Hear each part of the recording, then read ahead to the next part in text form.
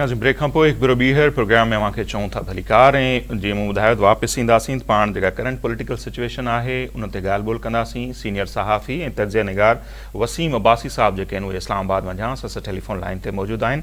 वसीम अब्बासी साहब, बहुत शुक्रिया, आपने हमारे लिए वक्त निकाला और आपको भी नए साल की बहुत सारी मुबारकबाद। वसीम साहब, हम बात कर रहे थे कि नए साल की शुरुआत माशाल्लाह अच्छी खबरों से हो रही है और हमारी उम्मीद है कि ना सिर्फ ये साल पाकिस्तान के लिए बल्कि आलम में दुनिया, सारी दुनिया के लिए ज़बरदस्त रहे। और शुरुआत ये हो रही कि पारा चनार में जो कशीदगी वाली सूरत हाल थी वहाँ पर भी आज अमन मुआहिदा हुआ है 14 नुकात पर मुश्तमिल। और कल हम देखते हैं कि हुकूमत और PTI के दरमियान जो है वो भी बातचीत का दूसरा मरहला भी शुरू होने जा रहा है। तो आप ओवरऑल 2025 से क्या तवक्कात रखते हैं, क्या उम्मीदें आपको हैं इस साल से सर?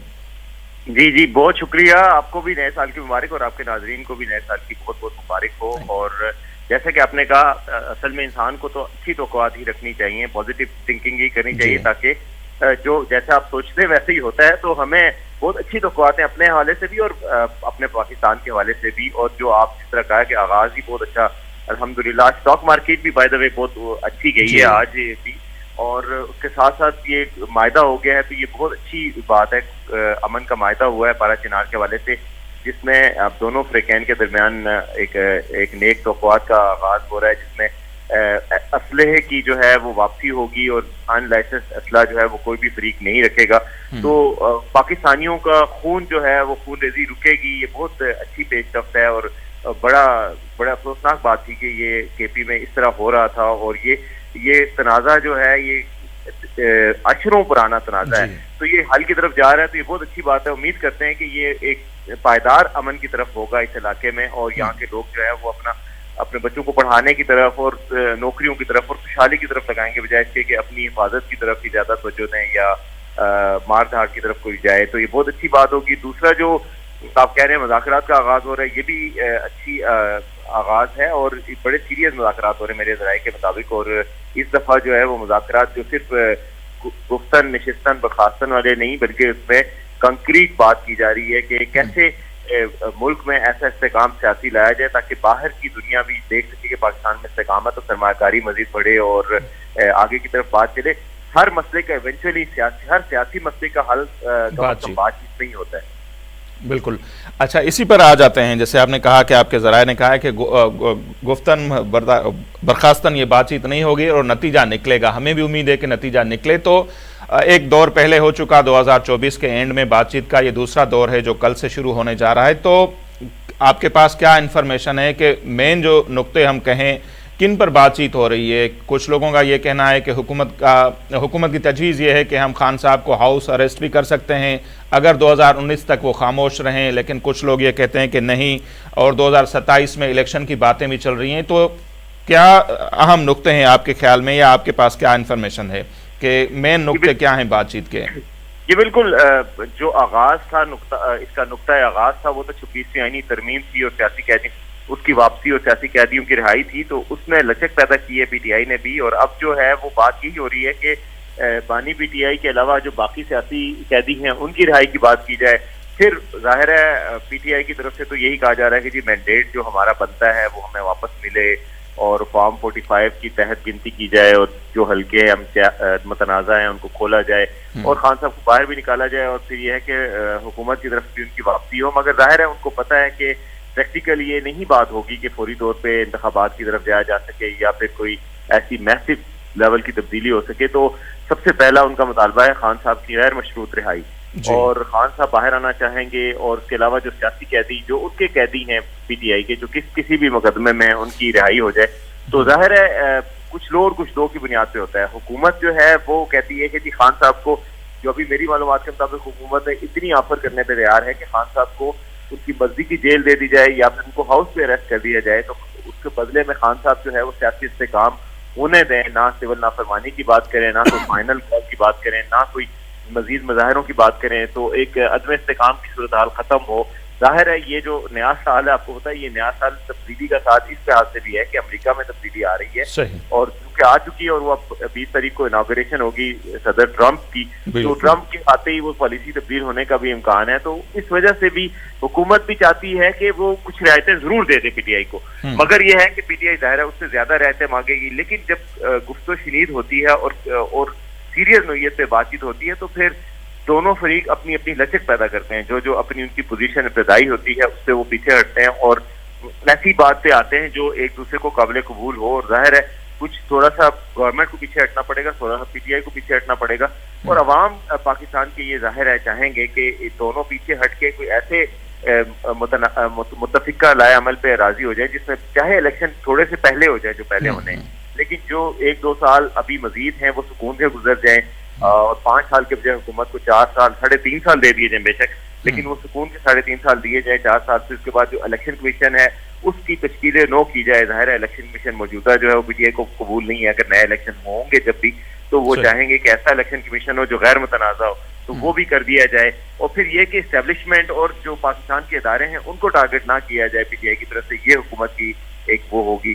तो ये बेसिकली ये अच्छी बात ये है कि चले कम से कम बातचीत एक मुस्बत रुख पर आगे बढ़ रही है और बातचीत की तरफ लोग आ रहे हैं, बजाय इसके कि वायलेंस की तरफ जाया जाए या अनरेस्ट पैदा किया जाए या सियासी माहौल को कशीदा किया जाए। बातचीत है चाहे कोई भी नतीजा निकले और जो मुतफिका नतीजा हो तो लोग उस पर जाहिर है ये मुल्क के लिए अच्छा ही होगा। बिल्कुल ऐसा ही है। और कुछ अर्सा पहले तक हमने देखा ना सिर्फ बानी पीटीआई लेकिन उनके दूसरे रहनुमा भी कहते थे कि उनके अलावा सारे जो हैं वो चोर हैं, डाकू हैं, करप्ट हैं, इनसे बातचीत नहीं हो सकती। तो वो रवैया तब्दीली उनमें आई है और पीटीआई वाले बैठ रहे हैं, ये एक अच्छी खुशाइंद बात है, वेलकम करना चाहिए पीटीआई वालों को भी। अच्छा, वही जैसे आपने कहा कि बहुत सारी चीज़ें हैं, जैसे आपने बताया स्पेसिफिक हम आपसे समझना चाह रहे हैं कि हुकूमत क्या क्या चीज़ें हैं जो पीटीआई को ऑफर कर सकती है जिसके बिहाफ पर हम कहें कि बातचीत जो है वो कामयाब हो सकती है। देखिए जी, आप अगर हुकूमत के बस में हो तो वो कुछ भी ऑफर ना करे, जाहिर है वो इसी तरह सुकून चाहते हैं, लेकिन सुकून इस तरह नहीं मिलता, हर चीज की कुछ कीमत होती है। तो हुकूमत जो है वो जाहिर है जो ऐसे सियासी कैदी हैं जो मतलब 9 मई में किसी बड़े वाक़े में मुलव्वस नहीं है तो उनकी रिहाई हुकूमत मान सकती है। इसके अलावा खान साहब को इवन रिहाई भी दी जा सकती है, लेकिन खान साहब अगर उसमें ये गारंटी दे दें या उनकी तरफ से कोई गारंटी दे दे कि खान साहब जो है वो अनरेस्ट पैदा नहीं करेंगे और मुल्क में सियासी अदम इस्तेकाम पैदा नहीं करेंगे, जो कि मेरे ख्याल में अगर कोई कह भी दे खान साहब और अभी कह भी दे तो बात ही कहानी कराना मुश्किल होगा कि खान साहब चुप करके बैठ जाएंगे। लेकिन हुकूमत जाहिर है ये चाहेगी कि चाहे रिहा हो जाए, क्योंकि खान साहब जेल में हो या बाहर हो हुकूमत को इससे फर्क नहीं पड़ता। हुकूमत को इससे फर्क पड़ता है कि खान साहब कर क्या रहे हैं और पार्टी जो उनकी मकबूल भी है तो क्या वो उसको एजिटेशन की तरफ ला रहे हैं या आराम से बातचीत से आगे की तरफ बढ़ रहे हैं। थोड़ा सा इंतजार करें सियासी अमल का और फिर उसके बाद अपनी बारी का इंतजार करेंगे, ये करेंगे या फिर वो अनरेस्ट करेंगे। तो हुकूमत को इस चीज से कोई इतनी ज्यादा गरज नहीं है कि कुछ सियासी कैदियों को, कुछ ऐसे लोग को रिहा कर दिया जाए जिनके जिनाम इतने बड़े नहीं है कि वो सियासी या जो बहुत ज्यादा बीमार हैं, कैंसर पेशेंट हैं, उनके हवाले से बातचीत चल रही थी पहले। जी बिल्कुल, उनके हवाले से भी इंसानी बुनियादों पर हुकूमत जो है वो विलिंग है कि कुछ रियायतें दे। ज्यादा आपको पता है कि इससे पहले सख्त सेंस जो है वो पीटीआई का था और पीटीआई जो है वो इनके आप जैसे कह रहे थे खुद ही कि वो चोर डाकों से बातचीत करने पे मादा नहीं है और वो बिल्कुल भी लचक आपने पैदा नहीं कर सकते जी, आप हट जाएं और हुकूमत छोड़ दें। अब ये बात जो है ये नो स्टार्टर है, इस पे तो नहीं बात हो सकती कि आप अपनी कुर्सी छोड़ दें जी, हम आपसे ये बात करना चाहते हैं। तो ये बात कोई भी नहीं करना चाहेगा। वो यही बात होती है कि कुछ गुंजाइशें दी जाए और सियासी अमल में ऐसा ही होता है। जब भी पाकिस्तान में कोई मीनिंगफुल मुज़ाकरात हुए हैं और सियासत से तब्दीली कोई आई है, मुज़ाकरात से तब्दीली आई है, तो उसमें सब्र करना पड़ा है दूसरे पक्ष को। अगर सब्र नहीं दिखाएंगे और वो कहेंगे पूरी तौर पे सारा कुछ मिल जाए तो वो कभी भी नहीं मिलता, इससे तनाव मजीद बढ़ता है। सही। अच्छा अभय साहब, अगर देखा जाए तो बहुत बातें जो है वो नजर भी आ रही हैं कि अब वो सख्त लहजा हमें नजर नहीं आ रहा पीटीआई क़यादत की तरफ से जो पहले था। हालांकि हमने देखा कि 2 बड़े फैसले आ चुके हैं आर्मी कोर्ट्स की जानिब से और उसमें भांजे जो हैं हसन याजी साहब उनको भी सजा हुई, 60 लोगों दूसरों को भी हुई, लेकिन कोई सख्त रद्द-ए-अमल बानी चेयरमैन का नहीं आया पीटीआई के जो हैं या दूसरे रहनुमा। तो इससे हम क्या नतीजा अखज़ करें या आपने क्या नतीजा अखज़ किया है कि पीटीआई वाले स्पेशली जो चेयरमैन हैं उनके बानी चेयरमैन उन्हें कुछ सीखा है और आगे चल के ये ज़बान बंदी वाला जो मामला है ये बरकरार रह सकेगा?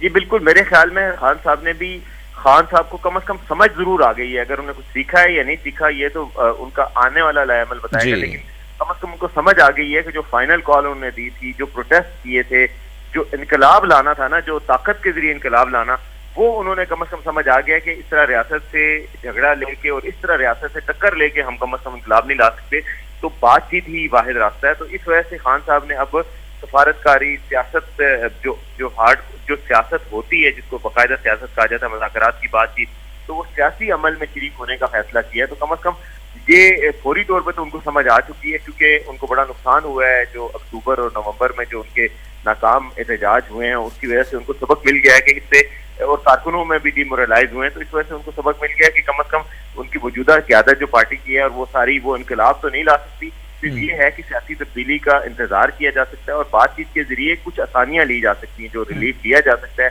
कारकुनों के लिए और बानी पीटीआई के लिए, वो ले लिया जाए।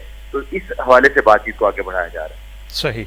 अच्छा वसीम अव्वल साहब, ये भी हम देखते हैं कि एक तरफ ये जैसे 2 फैसले आए जिनका मैंने हवाला दिया फौजी कोर्ट्स का, उसके अलावा भी बहुत सारे केस हैं, जैसे 190 मिलियन पाउंड का जो केस था वो आना था, लेकिन बातचीत का मरहला शुरू हुआ तो वो डिले हो गया, 6 जनवरी तक कहा जा रहा है आ सकता है एहतसाब अदालत से वहाँ से। दूसरा तोशाखाना 2 का हवाले से भी कहा जा रहा है कि वो फैसला है, या 1-2 अल कादिर ट्रस्ट वाला, तो ये हो गया। अगर ये फैसले आ जाते हैं और उनमें बानी जो हैं पीटीआई के चेयरमैन हैं उनको कोई बड़ी सज़ा आ जाए, तो आपको क्या लगता है ये बातचीत वाला जो मरहला है ये फिर आगे बढ़ पाएगा या ये बेनतीजा ही हो जाएंगी बातें?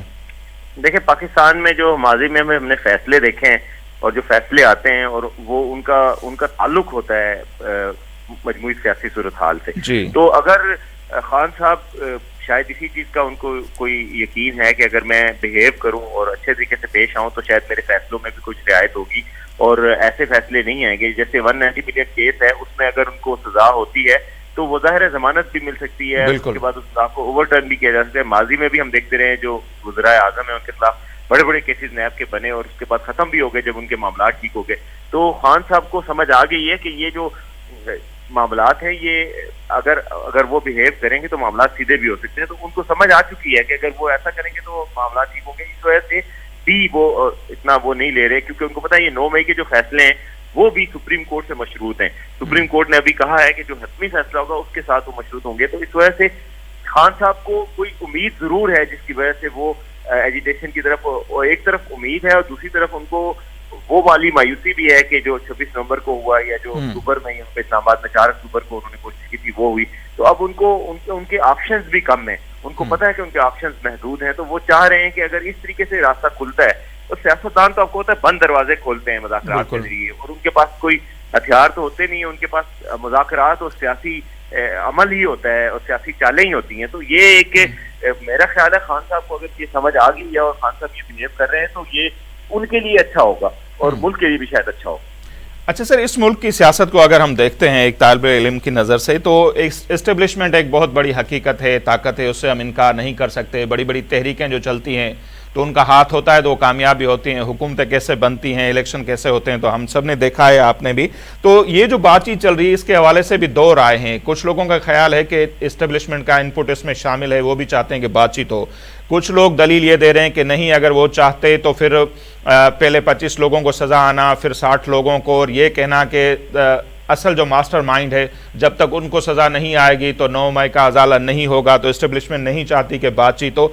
आपको ओवरऑल क्या लगता है कि इस्टेब्लिशमेंट का क्या किरदार है कि वो चाहते हैं बातचीत हो, और होना तो ठीक है लेकिन कामयाब भी हो ये बातें?